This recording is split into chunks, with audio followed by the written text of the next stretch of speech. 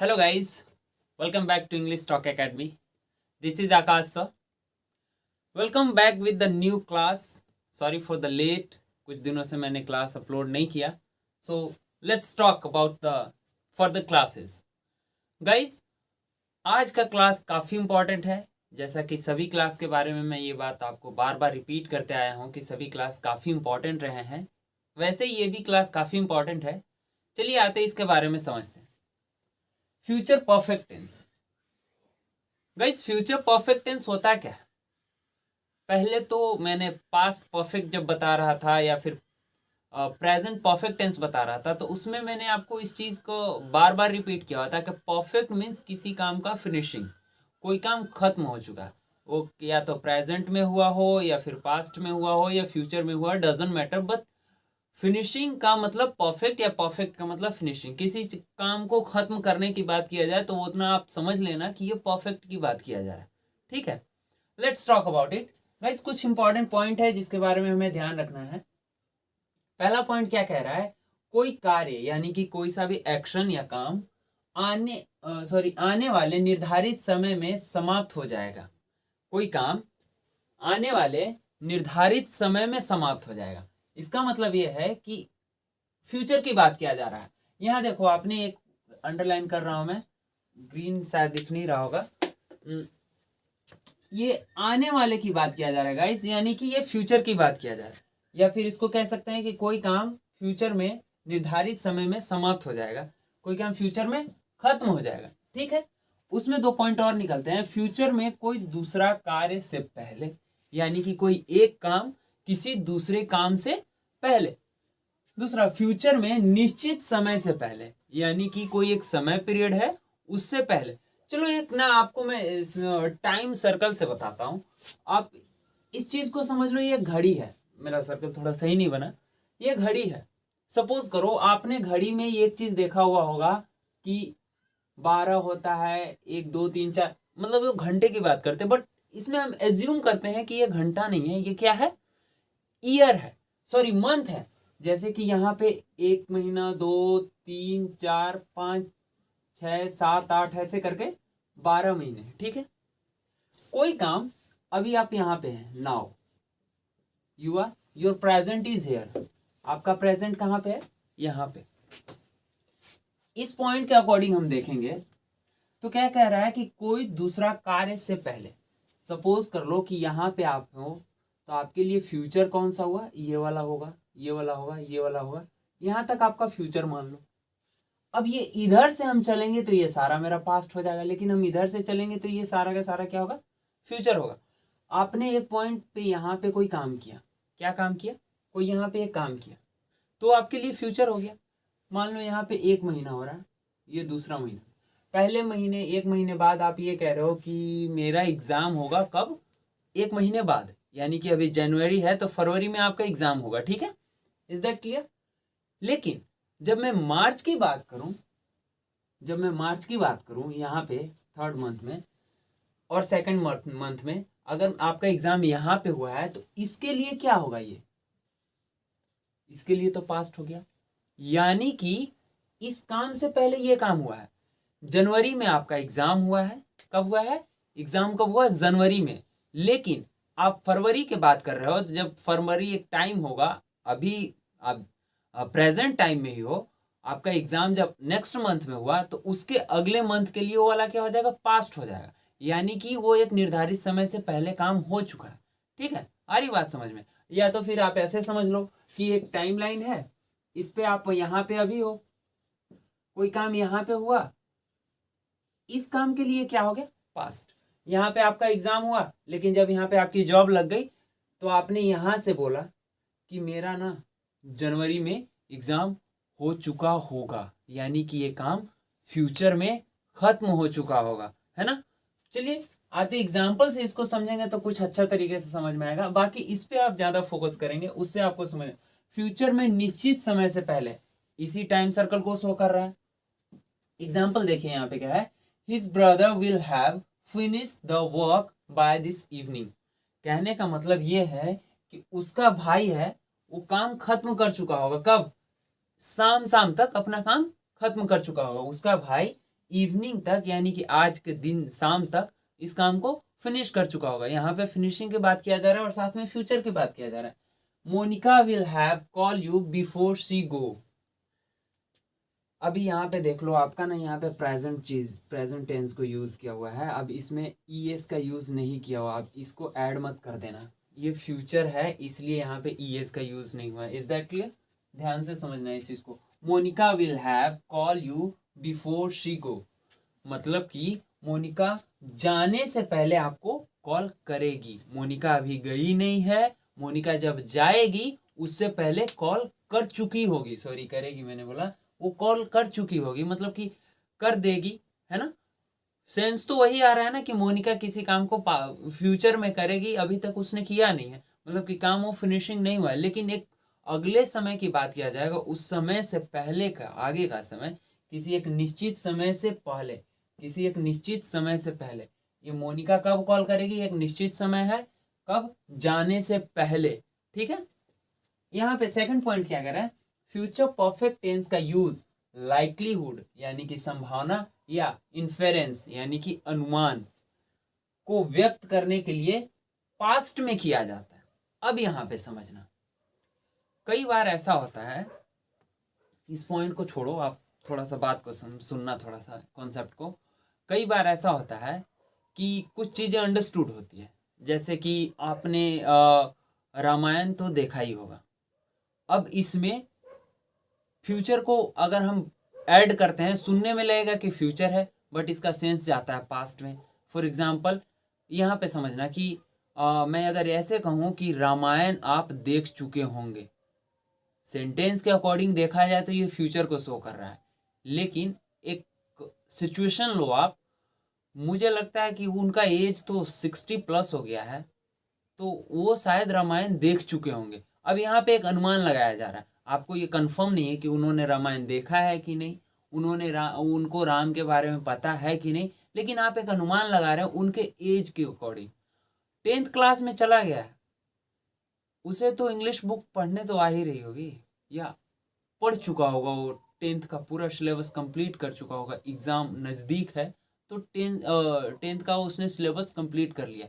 अब यहाँ पे आपको ये भी नहीं पता है कि वो 10th का सिलेबस जो है कंप्लीट किया है कि नहीं, आपको ये भी नहीं पता है कि उसने अभी सिलेबस का किस पार्ट तक पहुँचा। बट इतना पता है कि वो 10th का एग्ज़ाम नज़दीक है उसका, इसके वजह से आप एक अनुमान लगा रहे हैं कि शायद उसका जो सिलेबस है कंप्लीट हो चुका होगा। सिचुएशन क्रिएट करो, आपको 4 दिन से बुखार लगी हुई है, ठीक है, पास्ट में है, डॉक्टर आपके घर पे आया, आ जा रहा है बार बार, मुझे लगता है उसका बुखार ठीक हो चुका होगा।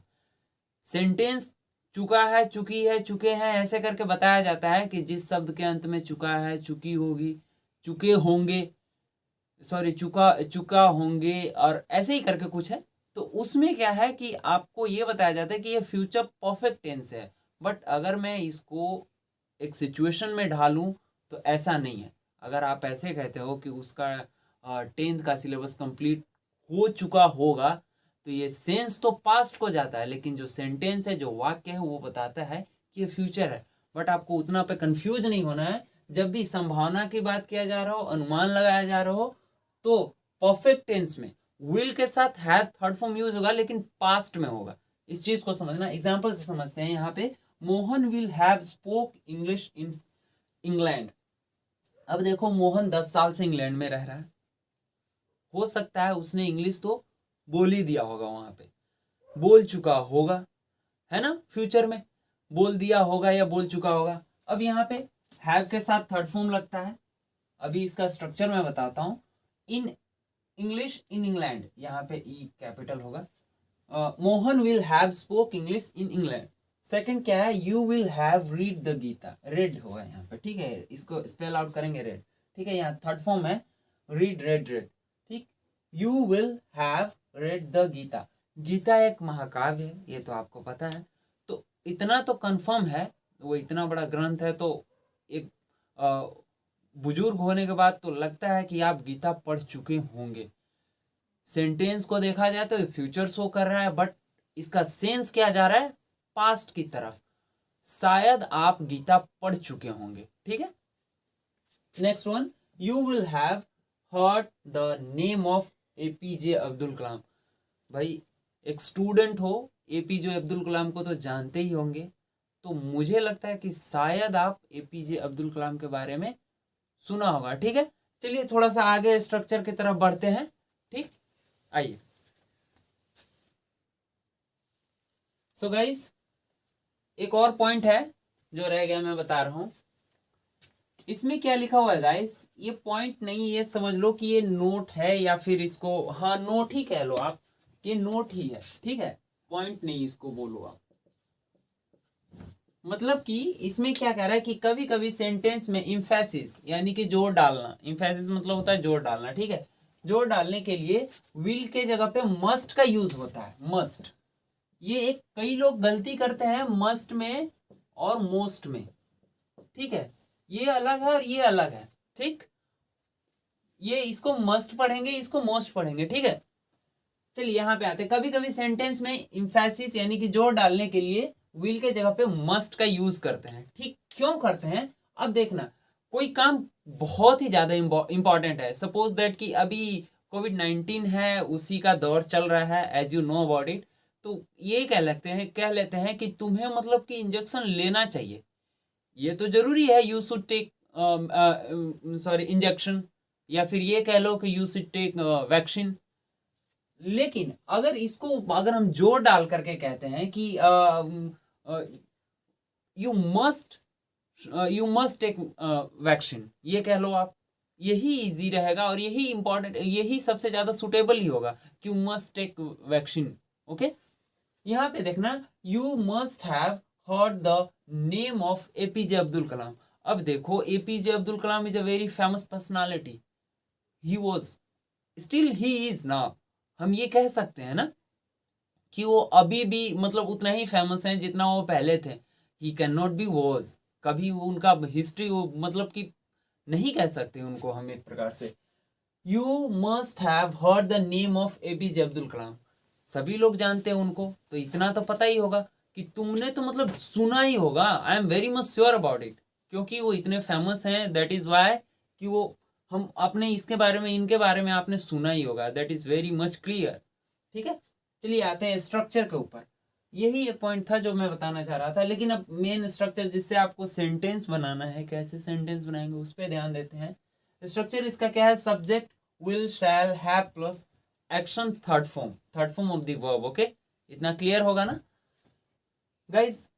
मैंने यहाँ पे शैल और विल दोनों को डिफाइन किया हुआ है, बट आप शैल को यहाँ पे हटा भी सकते हैं, शैल का यूज़ पुराना हो चुका है, मैंने आपको पहले भी बताया हुआ है, पिछले क्लास में भी आपको ये चीज़ के बारे में अच्छी तरह से क्लियर करके बता चुका हूँ मैं, कि शैल इज़ अ पास्ट यूज़, मतलब कि ये पुराना हो चुका है, ये प्रीवियस टाइम में यूज़ करते थे लोग, बट अभी विल ट्रेंडिंग है और विल से ही दोनों का काम चल जाता है। आप ये मत सोच लेना कि पहले क्या था कि आई और वी के साथ, पुराने ग्रामर के हिसाब से आई और वी के साथ सिर्फ आप शैल का यूज़ कर सकते हैं, इनके साथ विल का यूज़ नहीं कर सकते। But in today's grammar this is not like that, ऐसा नहीं है। अब यू कैन यूज आई और we with will as well, okay. So there is no confuse, there should not be any confusion about it. Let's talk about it guys. I, you, they, we, he, she, it, name, singular plural number को मैंने neglect किया हुआ है, name को भी neglect किया हुआ है, क्योंकि कई बार इस चीज़ को बता चुका हूँ तो ज़्यादा लिखना मैं सही नहीं समझा। Will plus third form, sorry have के साथ थर्ड फॉर्म। ये गाइस इतना समझ लो ना कि ये शैल और विल है ना, यानी कि विल नॉर्मल, जब भी आप परफेक्ट की बात कर रहे हैं तो हैव तो आना ही आना है, हैव या हैज या हैड, ठीक है। बट वो डिपेंड करता है आप किस टेंस में उसका यूज कर रहे हैं, प्रेजेंट में कर रहे हैं, पास्ट में कर रहे हैं, फ्यूचर में कर रहे हैं, it's depend on the tense, okay only. तो अब जब आप फ्यूचर की बात कर रहे हैं तो विल के साथ हैव आएगा, और जहां पे भी हैव दिखा आपको, जहां पे भी हैव, हैज और हैड दिखेंगे आपको, उसके बाद डेफिनेट है कि third form of the verb आना ही आना है। मीन्स दैट यहाँ पे भी हैव है तो finish is a first form, और इसका पास्ट पार्टिसिपल यानी कि थर्ड फॉर्म क्या होता है, फिनिश्ड होता है, ठीक है। वही यहाँ पे भी देख लो, कोई सा भी subject, I will have finish the game by this evening, I will have finish the game by this evening, मतलब कि मैं आज शाम होते होते गेम खत्म कर चुका होऊंगा या कर दिया होऊंगा, ठीक है। You will have finish the work by this evening, she will have finish the work by this evening, my father will have finish the work by this evening. ऐसे करके सेंटेंस आप पॉजिटिव बना सकते हैं। Let's talk about the negative. Negative में क्या होगा, will not और शैल नॉट, मीन्स दैट अब ये मत करना कि विल हैव नॉट नहीं कर सकते आप, क्या अब ऐसे मत कर देना विल हैव नॉट, नहीं ये गलत हो जाएगा, क्योंकि आपका हेल्पिंग वर्ब हैव नहीं है, हेल्पिंग वर्ब आपका क्या है, विल है। यहाँ पे क्या है, विल है, तो विल नॉट आएगा, विल हैव नॉट नहीं। ये बहुत कॉमन मिस्टेक है जो अक्सर लोग कर जाते हैं इसको, तो आपको ऐसा नहीं करना। यू विल हैव, ठीक है, उसके बाद नॉट नहीं लगाना है, आपको क्या करना है, you will not have finish the game by the end of the day, okay, by the end of the day. You will have not गलत होगा, फिर से मैं रिपीट कर रहा हूं, यू विल हैव नॉट गलत होगा, आप क्या करो, you will not have finish the game by this evening, because it is about the future in the perfect, इसमें भी फ्यूचर तो है, साथ में क्या है, परफेक्ट है, ठीक है। दे वॉन्ट, अब विल नॉट को मैंने क्या बताया हुआ था आपको, विल नॉट को आप क्या लिख सकते हैं, वॉन्ट, इसको पढ़ना क्या है, वॉन्ट पढ़ना है, ठीक है, वांट मत पढ़ना है इसको, want is nothing, want is the perfect pronunciation, okay, you won't have finished the work by the end of the day। so guys, चलो इंटेरोगेटिव के बारे में जानते हैं। इंटेरोगेटिव मीन्स दैट इंटेरोगेट करना, किसी से कुछ क्वेश्चन करना, किसी से कोई क्वेरी हो, आपको कोई क्वेश्चन हो तो आप उससे पूछ सकते हैं। इंटेरोगेटिव का मतलब ही होता है, इंटेरोगेट एक वर्ड है, उसी से इंटेरोगेटिव बना हुआ है, ठीक है। Sorry, will you have finished the game by the end of the day, question mark. अब देखो यहाँ पे आई का यूज करने का कोई मतलब ही नहीं है, क्योंकि क्वेश्चन आप खुद से करते नहीं है। क्वेश्चन आप खुद से कब करते हैं, जब आप कंफ्यूज हो, जब आपको खुद पे डाउट हो, है ना, तो ज्यादातर पागल लोग खुद से क्वेश्चन करते हैं। हाँ, जब किसी चीज में कंफ्यूजन हो तो ऐसे में क्वेश्चन कर लो। अब ये क्वेश्चन करना सही नहीं होगा कि क्या मैं खाना खा लिया हूँ, तो ये बेवकूफ़ी है ना। अगर आप ये कहते हैं कि क्या मैं क्रिकेट खेल लिया हूँ, तो ये पागलों वाली क्वेश्चन होगा। हाँ, अब ये कह सकते हो कि क्या मैं अच्छा दिख रहा हूँ, तो आप सामने वाले से ये चीज़ पूछते हैं, तो that is different thing, okay. चलिए आइए क्वेश्चन करते हैं। Will you have finish the game by the end of the day, अगर क्या आप दिन के अंत में गेम खत्म कर चुके होंगे या फिनिश कर चुके होंगे। अगर हाँ तो यस आई विल, अगर नहीं तो नो आई विल नॉट या फिर वॉन्ट। चलिए इसमें एक ना WH वर्ड्स का जब भी एडिशन होगा ना गाइस, तो ये क्या होगा, स्टार्टिंग में होगा। When, where, what, why, with whom, किसके साथ, है ना, who do you, who will you, ऐसे करके क्वेश्चन हो जाएगा, ठीक है।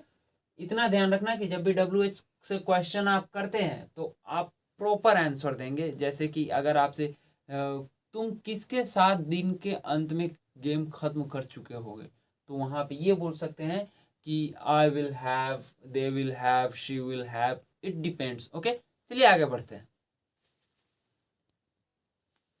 तो गाइस यहाँ पे कुछ प्रैक्टिस करते हैं हम, आपको बताना, ठीक है, क्या क्या होगा यहाँ पे, क्या नहीं होगा, आपको इस चीज़ के बारे में बताना है।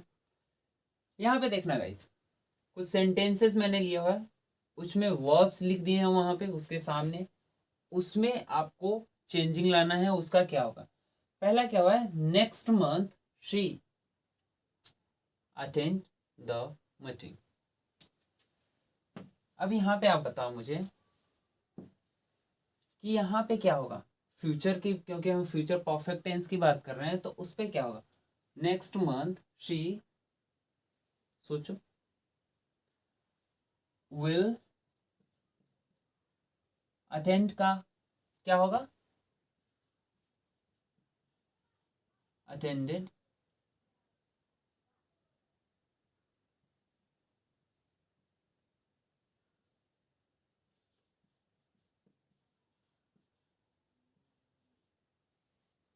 बीच में क्या लगना है गाइस, यहाँ पे हैव, ठीक है।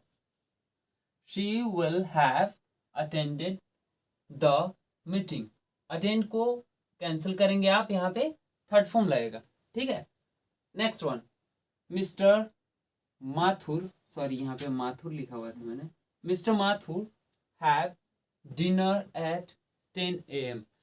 It is showing the future, ये आपको खुद से कॉन्सेप्ट लगा करके पता करना है कि ये फ्यूचर शो कर रहा है। मैंने एक टाइम पीरियड दिया हुआ है, mister Mathur have dinner blank space have dinner at 10 PM, मतलब कि शाम के 10 बजे वो क्या करेंगे, डिनर करेंगे। यहाँ पे क्या होगा, अब देखो गाइज ये हैव है ना, जो ये हेल्पिंग वर्ब हैव नहीं है, it is just a verb, ठीक है। हैव का थर्ड फॉर्म क्या होता है, एक्सिलरी सॉरी पास्ट पार्टिसिपल का होता है have had had, have had had, तो हैव का क्या हो जाएगा, had. Mister Mathu will have, फिर क्या होगा, हैड, क्या होगा, had. Mister Mathu will have had dinner at 10 AM, ठीक है। ये हैव कैंसिल। यहाँ पे मैंने क्वेश्चन, अब ये पता चलेगा कैसे कि क्वेश्चन है कि क्या है, तो यहाँ पे मैंने लास्ट में क्वेश्चन मार्क पुट कर दिया हुआ है। क्या है, कोई एक सब्जेक्ट आप कर लो, जैसे आई के साथ क्या आता है, विल, आई, टीच का टॉट है ना, यहाँ पे स्पेस कम है, I will have taught, TOUGHT, taught student by next day, sorry next day, सिर्फ नेक्स्ट डे, बाय नहीं है, ठीक है। यहाँ पे टीच का क्या हो गया, टॉट हो गया, ठीक। By the end of the day she will not call you, sentence सही है जी, नहीं गलत है। कॉल के जगह पे क्या होगा, थर्ड फॉर्म, पहले तो ये क्लियर हो जाए, विल के बाद नॉट, फिर हैव कॉल्ड यू, ठीक है, clear. Next one, next year she blank space celebrate her 27th birthday, मतलब कि वो अगले साल वो अपने 27वीं बर्थडे मना चुकी होगी, हिंदी इसका यही होगा। Next year she will have been celebrate her 27th birthday, ठीक है। अब यहाँ पे सेलिब्रेट को भी सेलिब्रेटेड मत कर देना, यहाँ पे बी लग गया है तो थर्ड फॉर्म बीन हो गया, ठीक है। यहाँ पे आप ये कह लो कि next year she will have been married for 27 years, ये कह ले, ठीक है, क्लियर है। चलिए आते हैं कुछ शॉर्ट फॉर्म्स को देखते हैं क्या क्या में चेंज होता है। आई विल को हम आइल बोल सकते हैं, क्या बोल सकते हैं, आइल, ठीक है। इसको कैंसिल कर लें, W और I को हटा करके अपोस्ट्रॉफी लगता है, क्या है, अपोस्ट्रॉफी। उसके बाद LL, you will becomes you'll, they will becomes they'll, he will becomes he'll, she will becomes she'll, Radha will becomes Radha will. ये राधा विल ही होगा, ऐसा नहीं कि कोई नाम लगा ले उसको भी कुछ विल का WI हटा करके और उसके बाद अपोस्ट्रॉफी लगा ले तो वो गलत हो जाएगा। अगर यहाँ पे राहुल विल होगा तो आगे भी राहुल विल ही होगा, ठीक है। विल नॉट को हम वॉन्ट पढ़ सकते हैं और शैल नॉट को शैंट पढ़ेंगे, ठीक है गाइस। ये रहा आपका आज का क्लास। वीडियो को पूरी तरह से देखें, समझे। अगर चीज़ें नहीं समझ में आई होगी और भी प्रीवियस क्लास को आपको पढ़ना होगा तो लिंक आपको डिस्क्रिप्शन में मिल जाएंगे। चैनल को सब्सक्राइब करें, सपोर्ट करें, and have a nice day. Bye bye. Take care.